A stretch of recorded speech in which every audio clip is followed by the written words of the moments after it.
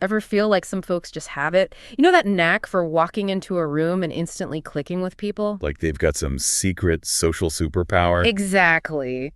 Turns out it might not be magic, though. More like a set of techniques. That anyone can learn. You sent over Leil Lowndes' book, How to Talk to Anyone. 92 tips. 92 tips. And today we're diving into the psychology behind some of her most effective strategies. What's fascinating here is that Lowndes isn't suggesting like a total personality makeover. Right. It's not about becoming someone you're not. It's more about fine-tuning the signals you're already sending. Okay, so let's unpack this, starting with what Lowndes calls the flooding smile. Ah, yes, the flooding smile. Now, I'm a pretty smiley person. Me too. But even I was intrigued by her approach. It's not just about grinning when you meet someone. Right, like a quick smile. Yeah, which can feel polite but impersonal. Almost like a reflex. Exactly, But slowing it down, that changes things, doesn't it? It really does. The flooding smile is all about timing. Lowndes suggests making eye contact first. Okay, so you're really seeing the other person. Mm-hmm.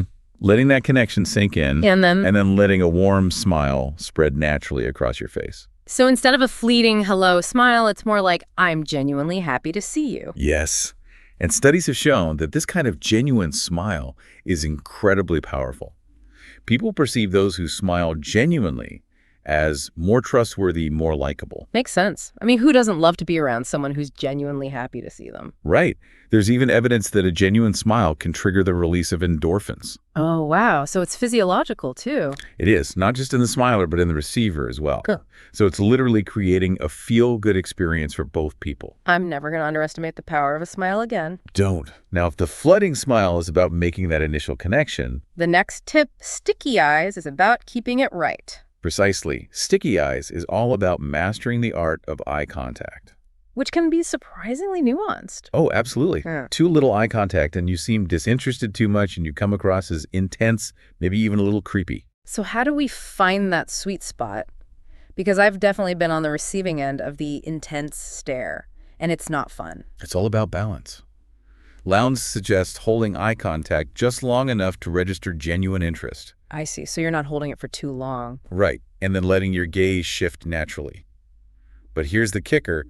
When you break eye contact, do it slowly, almost reluctantly. Like you're savoring the conversation and you're a little sad to look away. Exactly. I can see how that would make someone feel valued. There's a fascinating study from Princeton that backs this up. Researchers found that the optimal duration of eye contact for perceived trustworthiness is around 3 seconds. 3 seconds, okay. Any shorter.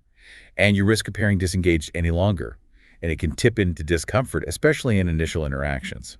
So it's not just about how much eye contact, but about the quality of that eye contact. It's about conveying warmth, interest, and that sticky feeling that makes someone feel like you're truly present with them. Which brings us to the broader realm of nonverbal cues. Our bodies are constantly communicating, even when we're not saying a word. Okay, so besides smiles and eye contact, what else should we be mindful of? I've heard about things like mirroring body language. Mirroring can be effective, but it needs to be subtle. You don't want to be a caricature of the person you're talking to. Right, no one wants to feel like they're being mocked. Instead, focus on creating an open and inviting posture. Lean in slightly to show interest. But avoid crossing your arms, which can signal defensiveness. Exactly. It's all about striking a balance between being engaged and being respectful of personal space. And authenticity is key. If you force it, people will sense it. Absolutely. I'm starting to realize how much of communication is about being present and aware, not just of what we're saying, but how we're saying it. It's almost like a dance. That's a great analogy. Now, speaking of dances, let's tackle something many people find as awkward as a middle school slow dance. Oh, no. Small talk. I'll admit small talk isn't my favorite thing. It gets a bad rap. It does. But Lowndes has a way of reframing it that makes it less daunting. How so? She calls it the appetizer to the main course of conversation. I like that. Right. So it's not about empty chatter. It's about finding those initial sparks. That can ignite a real connection. Okay, that makes sense. Yeah. But how do we move beyond the usual, so how about this weather?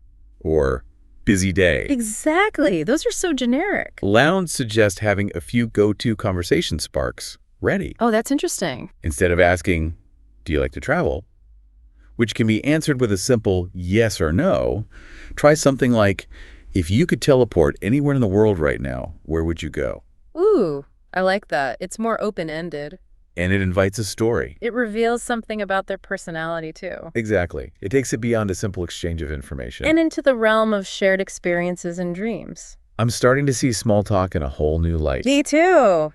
It's not about being a brilliant conversationalist. It's about being a good listener. And genuinely curious about the other person. Speaking of listening, Lowndes emphasizes the importance of what she calls echoing. Echoing. Like literally repeating what someone says. Not quite. It's more about reflecting back the essence of what they've said. Okay, I think I see what you mean. So if someone mentions they're learning to play the guitar, Instead of just saying, oh, cool. you might say, wow, learning an instrument takes dedication?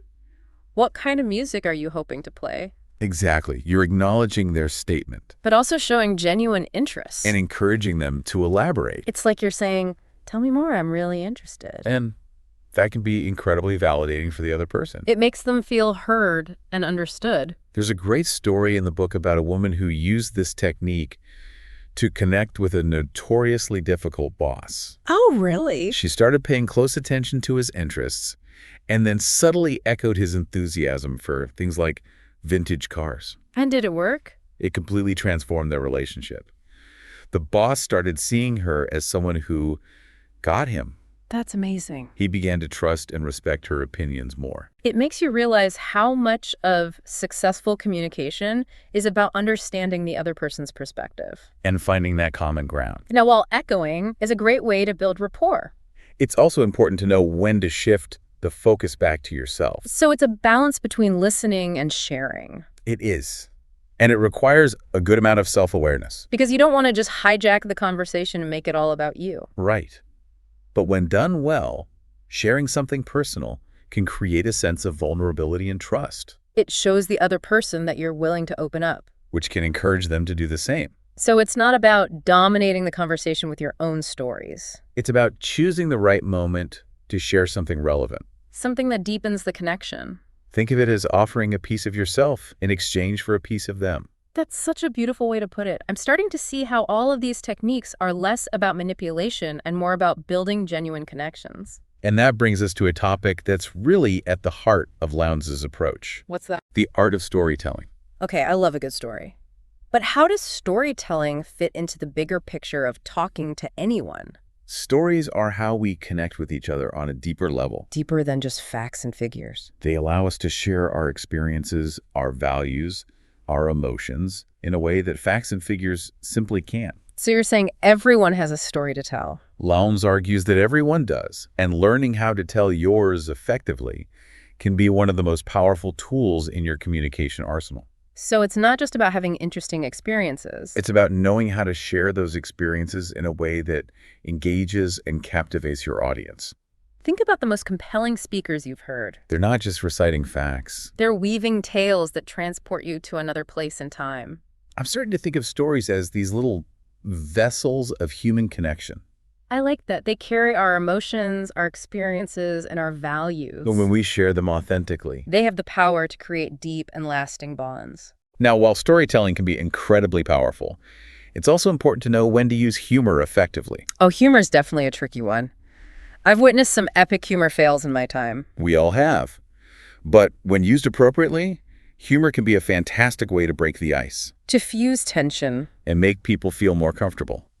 Lowndes suggests observing the other person's sense of humor.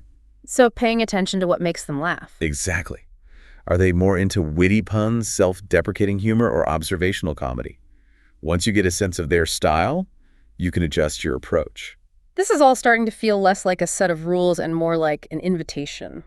An invitation to what? To be more present, more observant, and more attuned to the people we're interacting with. And that, I think, is the true essence of talking to anyone. It's not about becoming a smooth-talking social butterfly. It's about cultivating a genuine interest in others. And learning how to express that interest in a way that makes them feel seen, heard, and valued. Yeah. You know, as we've been going through these tips from Lowndes, I've been thinking about how good communication isn't just about how we come across to others. It's not just about charming people. Yeah, exactly.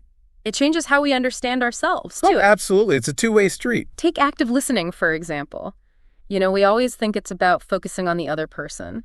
Which it is. which it is, but it also kind of forces us to quiet our own mental chatter. To really be present. And in that quiet space, we might notice things about ourselves, Like what? like our own biases or assumptions. That we weren't even aware of. Right. So we're not just learning about the other person, we're learning about how we react to them. It's like holding up a mirror to our own communication patterns. Lowndes actually talks about this in the book. She does? Yeah. She talks about how mastering these techniques can lead to greater self-awareness. And even personal growth. It's a fascinating idea, isn't it? It is. Because if I notice myself interrupting someone a lot, for example, What does that tell you? well, it might be a sign that I need to work on my patience. Or maybe. Or maybe I'm not feeling truly heard in my own life. That's a really insightful connection. Yeah. Our external communication often reflects our internal state. It's true. It makes you wonder if we all focused on being better communicators. What do you think would happen? I don't know, but would the world be a kinder, more empathetic place? That's a beautiful thought. It is, right. And one that's worth exploring. I mean, Lowndes doesn't really delve too deep into, like, the philosophical implications. Right. But it's definitely there, like, an undercurrent in her work. I think so too. So it's not just about talking to anyone. It's about connecting with anyone, On a deeper level. including ourselves. I like that. Well, I think we've unearthed some serious communication gold from How to Talk to Anyone today. We've barely scratched the surface. I know, 92 tips, remember? There's a lot to unpack. To our listener out there, I hope this deep dive has given you some actionable strategies to improve your communication skills.